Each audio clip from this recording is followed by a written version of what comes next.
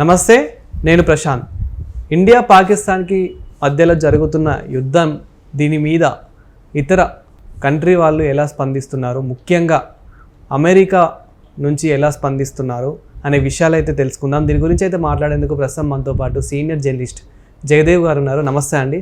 నమస్తే సార్, ఇప్పుడు ఇండియా పాకిస్తాన్కి మధ్యలో యుద్ధం అయితే జరుగుతున్నట్లు మనకు తెలుస్తూ ఉంది. మరి ఈ క్రమంలో అమెరికా నుంచి కానివ్వండి, ఇతర రాష్ట్రాల నుంచి, ఇతర ప్రపంచం నుంచి ఎలా స్పందిస్తున్నారు?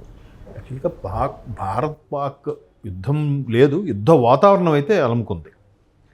అయితే అందరికీ తెలిసిన ఓపెన్ సీక్రెట్ ఏంటంటే ఇది తీవ్రవాదుల యొక్క దుశ్చర్య, హేయమైన చర్య, అంటే వాళ్ళు అసలు మనుషులే కాదు అనేలాగా క్లారిటీ వచ్చింది. సో అటువంటి వాళ్ళకి సపోర్ట్ని ఇచ్చేది ఎవరు? ఖచ్చితంగా ఇది ఒకటేనే కాదు, చాలా ఘటనలు.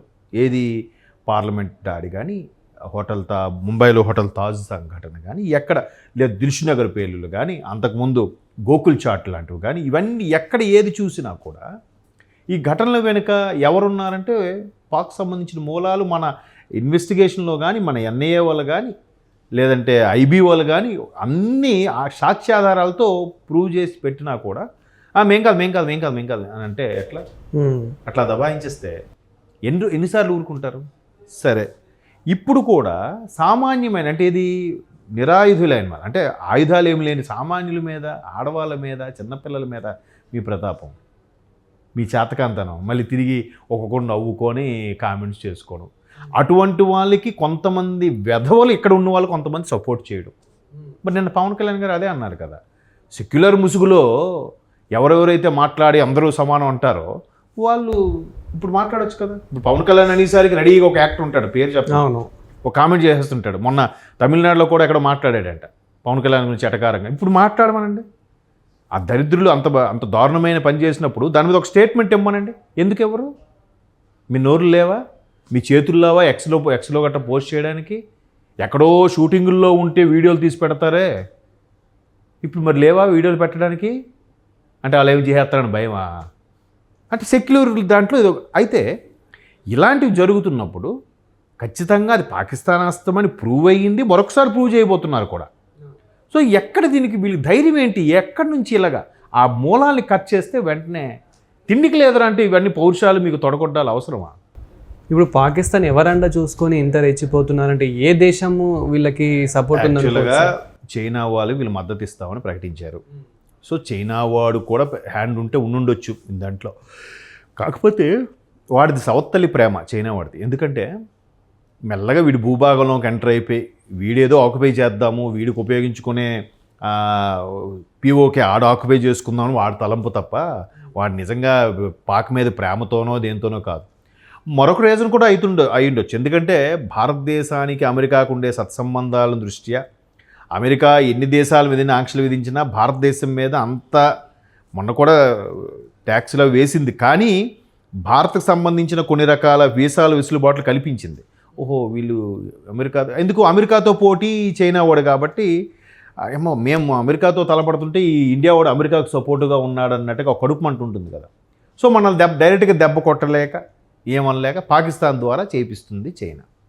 సో పాకిస్తాన్ అంటే నాకు వెనక చైనా ఉన్నాడని విర్రవీగుతున్నాడు, కానీ వాడి ఉద్దేశం అసలు అది కాదు. ఇంతకుముందు చెప్పాను సౌత్ తల్లి ప్రేమని. సో ఇటువంటి నేపథ్యంలో అమెరికా బాహాటంగానే ప్రకటించింది. బట్ అమెరికా కూడా చాలా తెలివిగా మాట్లాడుతుంది.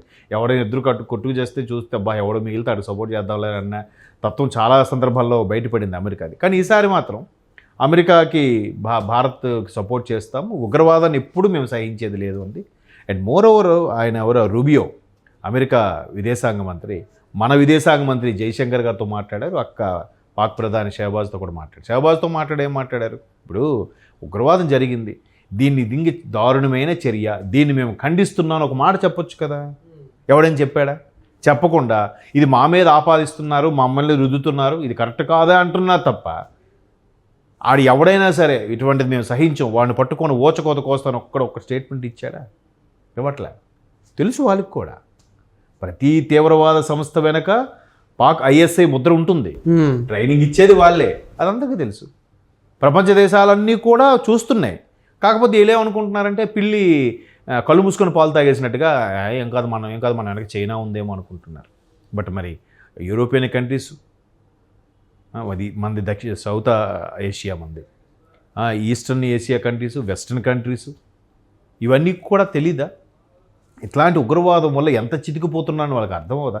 ఇవాళ ఎవడో బీబీసీలో అక్కడ ఛానల్లో పెట్టాడు, పహల్గామ్కి సరిగ్గా ఒక 20-30 కిలోమీటర్ల దూరంలో ఉండే వేరే పాక్ ప్రాంతము, 20-30 కాదు ఇంకెక్కువే ఉంటుంది, పహల్గామ్ పరిస్థితి ఎలా ఉంటే అక్కడ పాక్ ప్రదేశంలో ఇండియా బార్డర్కి జస్ట్ 20 కిలోమీటర్ డిస్టెన్స్లో చెత్త పడేసి పిల్లలు చెత్తల్లో ఏరుకొని తింటున్నట్టుగా, రోడ్డు మీదే ఒక్కొక్కరు బహిర్భూమికి వెళ్తున్నట్టుగా, మరి ఎంత దారుణంగా ఉంది మీ పాకిస్తాన్. ముందు దీన్ని సరిదిద్దుకోండి, దీన్ని సెట్ చేసుకోండి. ఎందుకు మీకు యుద్ధాలు, ఈ తీవ్రవాదం ఇవన్నీ కూడా? ఇప్పుడు మీతో పాటు అరబ్ కంట్రీస్ ఉన్నాయి, దుబాయ్, షార్జా, ఇవన్నీ బాగా డెవలప్ అయ్యాక, యూఏఈవి. మరి మీరు ఎందుకు అలా తగలబడుతున్నారు?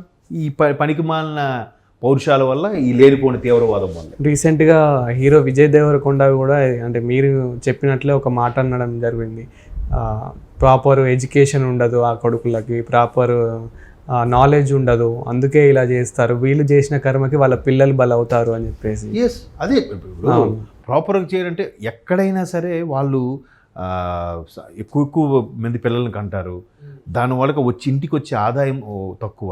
దానివల్ల ఏమవుతుందంటే వాడు తెలియకుండానే అటువైపు డైవర్ట్ అయిపోతున్నాడు. సరే నా ఫ్యామిలీకైనా డబ్బులు వస్తాయి కదా, వాళ్ళైనా హాయిగా ఉంటారు కదా అని ఒక విధంగా అది తీవ్రవాదం పెంచి పోషిస్తున్నట్టు. అదే టాలెంట్ ఒక సన్మార్గంలో పెడితే వాడు ఎంటైర్ ఫ్యామిలీ హ్యాపీగా ఫీల్ అవుతుంది కదా. అది లేదు. అది ఎవడు చెప్పాలి? వాళ్ళకి సంబంధించిన పెద్దలో, లేదంటే దీనికి సంబంధించిన గురువులో ఎవరో మాట్లాడితే వాళ్ళకు వాడే ముందు యాంటీగా చెప్తే వీడు ఎలా మారుతాడు? ఇది కాదురా మనం చేయాల్సింది ఇంకా ఉంది, ఏ భగవంతుడు హర్షించడు ఇలాంటి పనులు చేస్తే అని చెప్పాలి. అలా చెప్పట్లేదే. మత యుద్ధాల పేరుతో రెచ్చగొడుతున్నారు. వీడికేం పోయింది, వీడు హ్యాపీగా ఉంటాడు, ఎక్కడో ఫిట్, వీడి ముందు ఒక 10 మంది ఉంటారు గన్నులు పట్టుకొని, వీడు సేఫ్, కానీ ముందు వెళ్ళినోడు పోతాడు కదా. సో అలాంటివి అందరికీ తెలుసు. బట్ అమెరికా కూడా అదే చెప్పింది, జయశంకర్ గారికి చెప్పి మీకు అవసరమైతే మేము పూర్తి మద్దతు ఇస్తామని చెప్పింది. అక్కడ పాక్ ప్రధాని షహబాజ్ కూడా చెప్పారు. చెప్పినా మరి ఒప్పుకోరు కదా బయటికి మాత్రం. ఇవాళ కూడా ఒక లేడీ, మేము రెడీగా ఉన్నాం, మా నాయకులం అందరం కూడా భారతీయ బెదిరింపులకు మేము భయపడేది లేదు, అవసరమైతే ప్రతి ఒక్కరు కూడా గన్ను పిచ్చుకొని మేము యుద్ధభూములు దిగుతామని చెప్తుంది.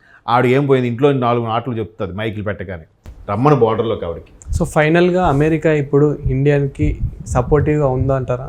ఖచ్చితంగా సపోర్టివ్గా ఉంటుంది. ఎందుకంటే ప్రస్తుతం ట్రంప్ కొంచెం గట్టిగానే మాట్లాడతాడు ఇలాంటి విషయాల్లో. మాట్లాడి ఆయన ఇంకో గొప్పతనం ఏంటంటే, అంటే ట్రంప్ విషయం ఏంటంటే, ఆయన జ్యూస్ సంతతి ద్వారా ఎక్కువగా లబ్ధి పొంది ఆయన ప్రెసిడెంట్ అవ్వడానికి కూడా కారణం అయ్యాడని ఒక వార్త అయితే ఉంది.